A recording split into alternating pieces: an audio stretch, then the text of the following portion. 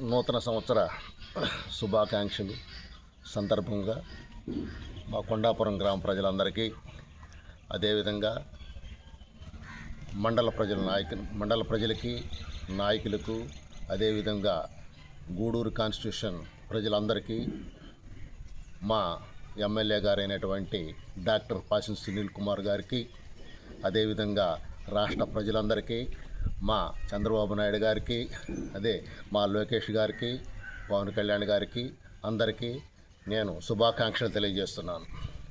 రాబోయే 2026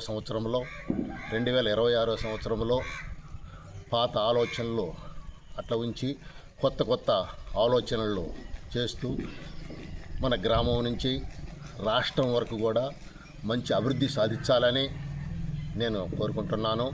అదేవిధంగా మన రాజధాని గురించి నేను ఒక మాట చెప్పదలుచుకున్నాను. మన చంద్రబాబు నాయుడు సెంట్రల్ గవర్నమెంటు అనుకూలంగా ఉంది కాబట్టి కొన్ని లక్షల కోట్లు తీసుకొచ్చి ఎంతో డెవలప్ చేస్తున్నాడు. అది కూడా తొందరగా చేస్తారని నేను ఈ సందర్భంగా తెలియజేస్తున్నాను. దానికి తోడు సెంట్రల్ గవర్నమెంట్ నిధులు తీసుకొచ్చి మా ఎమ్మెల్యే గారు పాసిన్ సునీల్ కుమారు మన కాన్స్టిట్యూషన్ని, అందులో మా గ్రామాన్ని కూడా ముందుకు తీసుకెళ్తాడని కూడా ఆశిస్తున్నాను.